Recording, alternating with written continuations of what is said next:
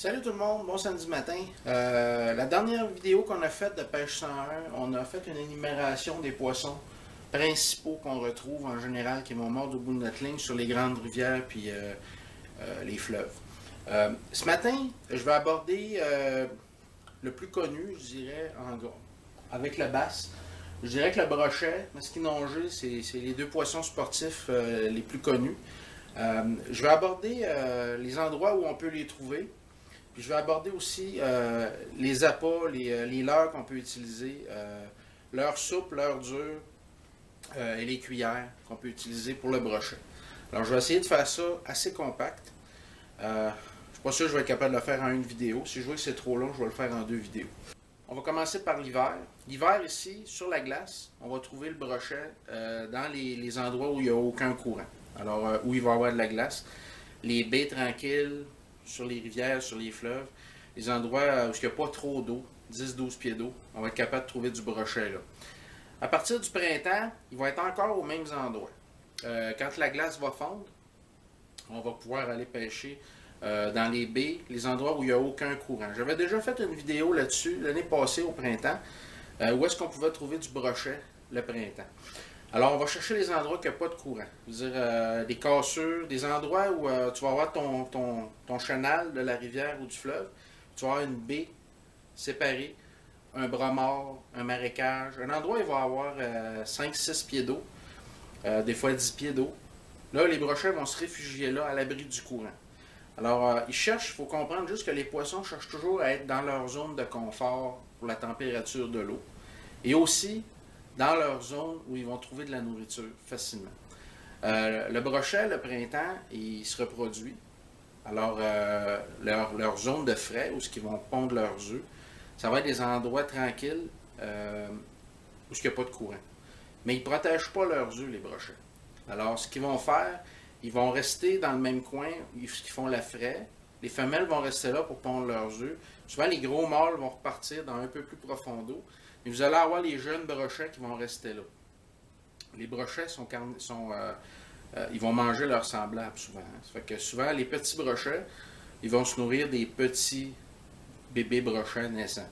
Alors, ils vont se tenir dans les endroits où il y a les œufs, où il va y avoir les naissances de petits brochets, ou d'autres races aussi. Là. Alors, ils vont se tenir là, puis ils vont trouver de la nourriture facile. Un petit peu plus tard en été, quand l'été commence, les gros spécimens de brochets cherchent de l'eau plus froide.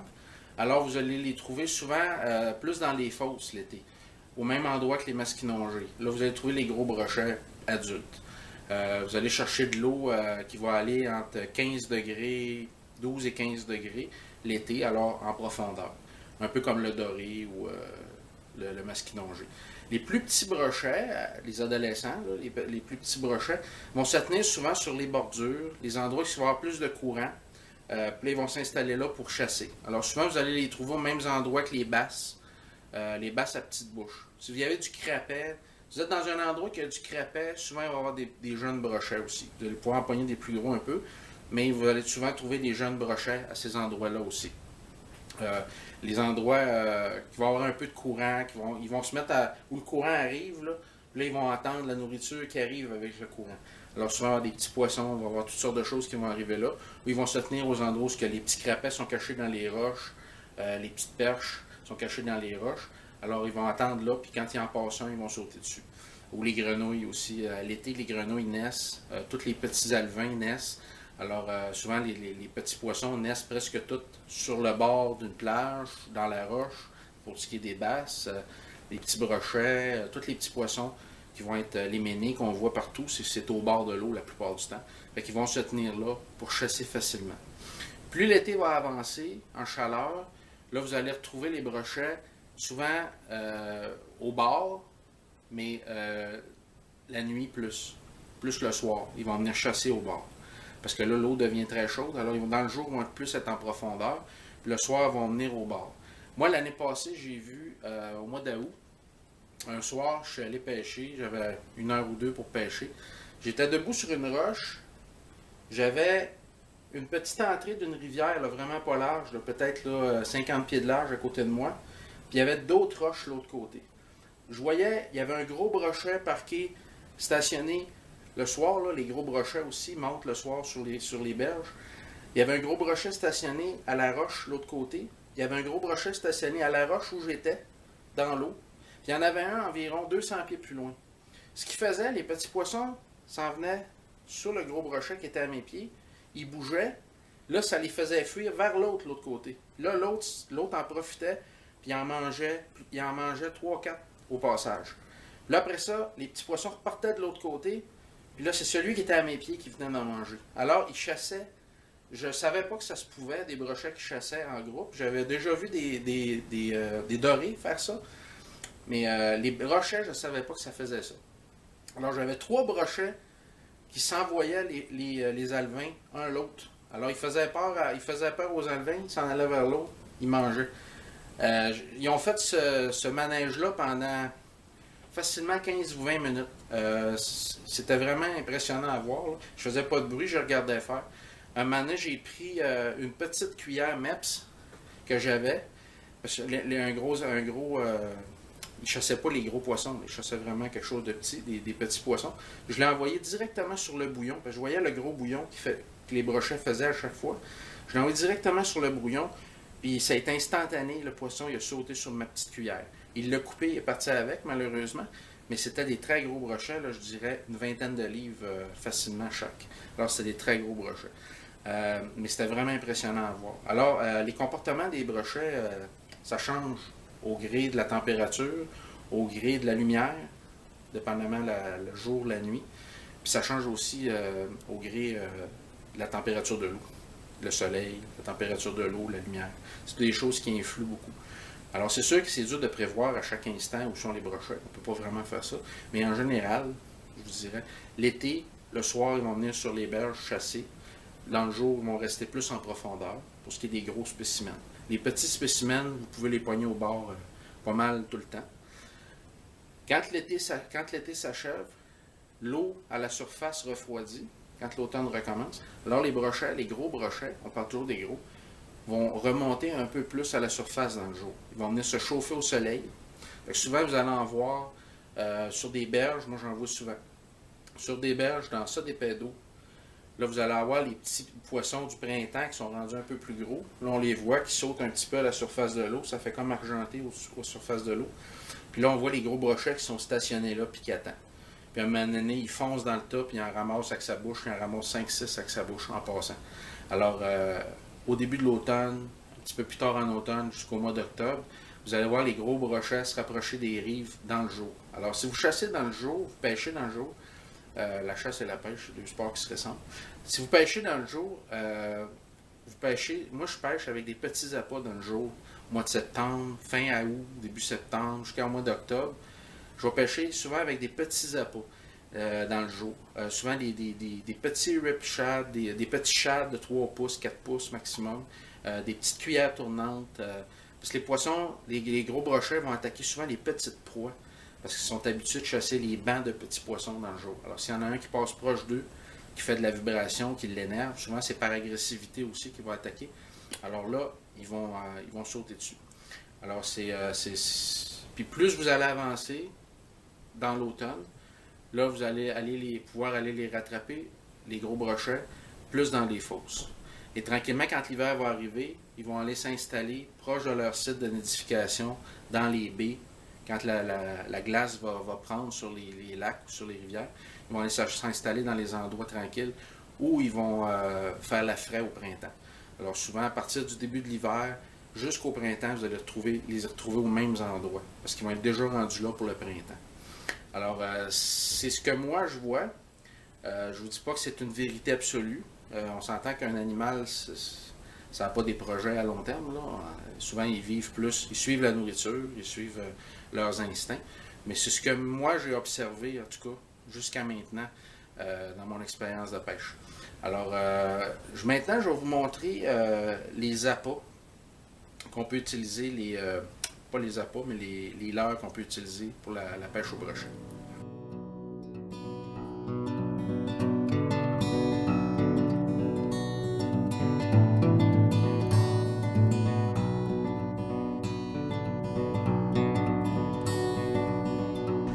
Alors, je suis le bord des quais.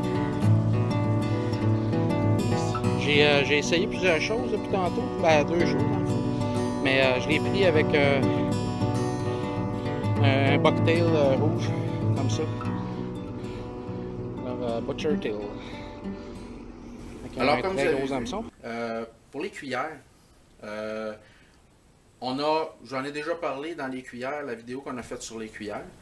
Pour le brochet, on va utiliser souvent des cuillères Daredevil. Moi, les grosses cuillères ondulantes, je les utilise beaucoup au printemps.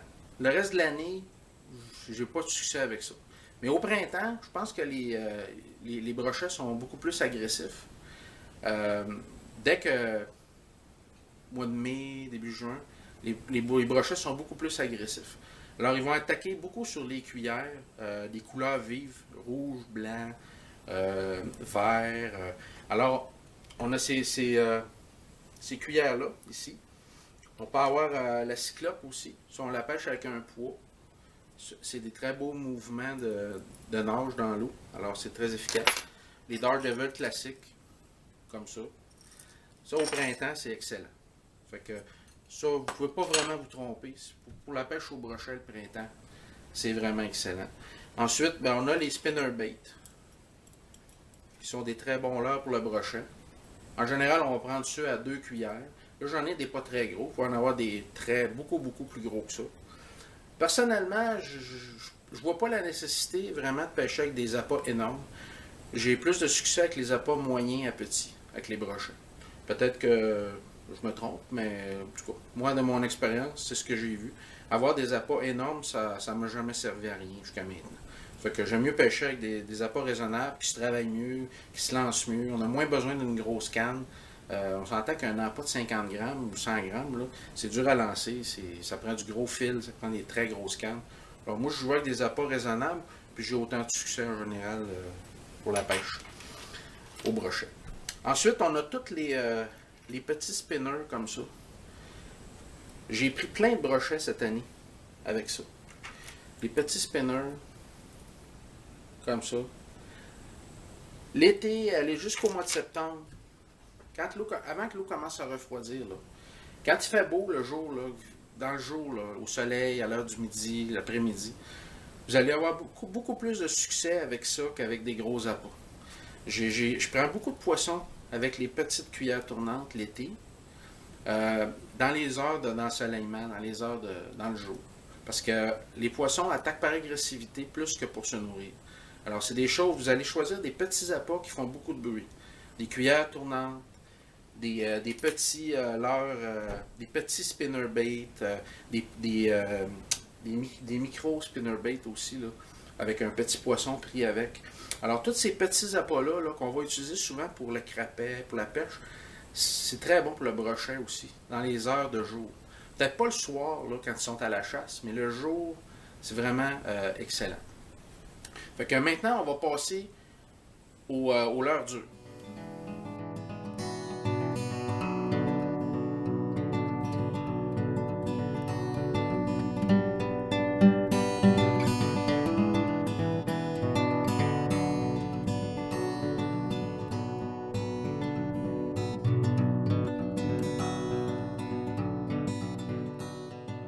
Comme vous pouvez voir, les leurres durs, il y en a plusieurs. On va avoir les stick bait, comme ça.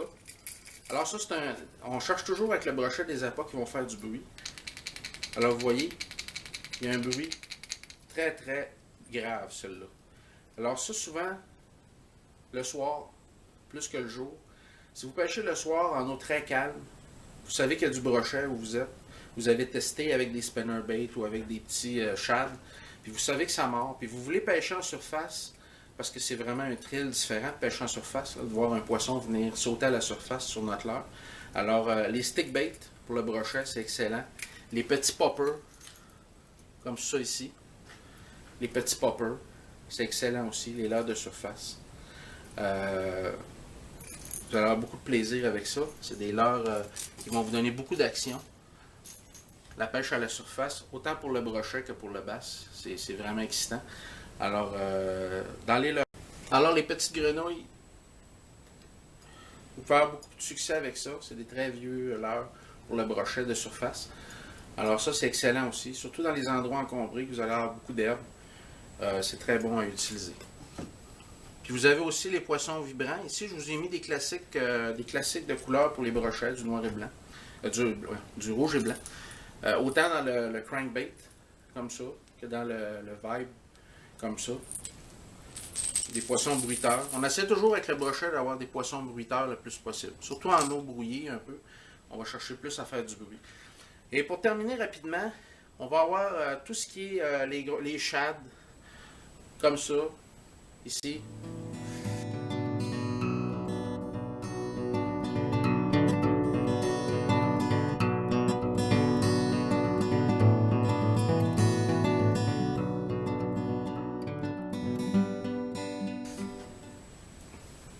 Les shads, c'est excellent avec le brochet. Les grobes, comme ça.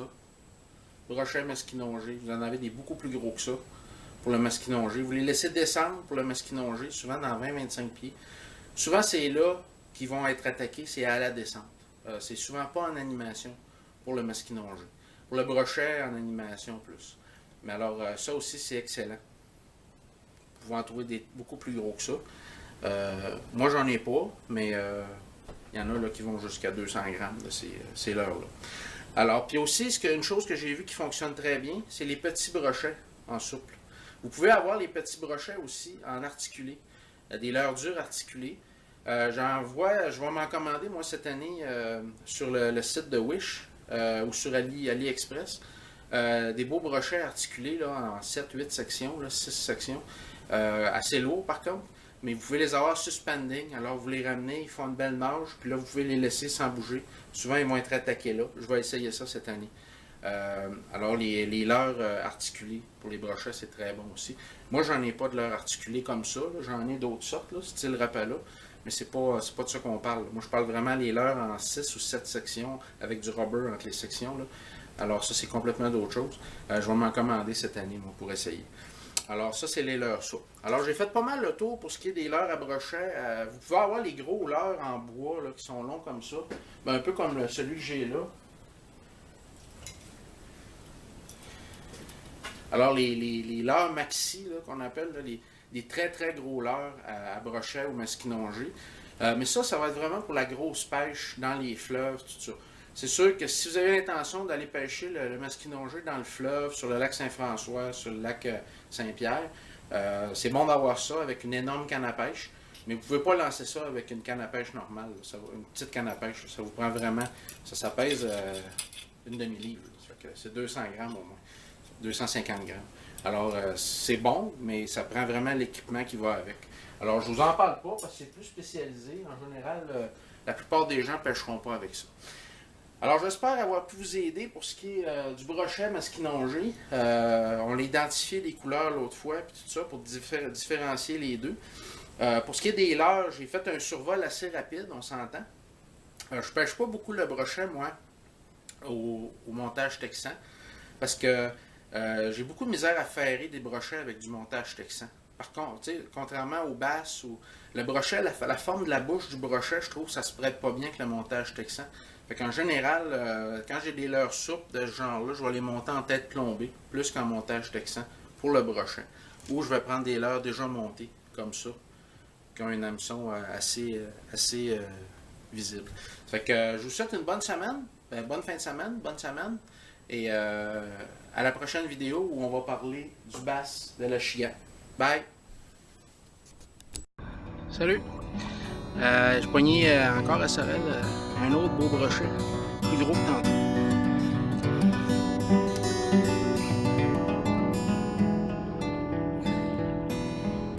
Lui là, je pense que...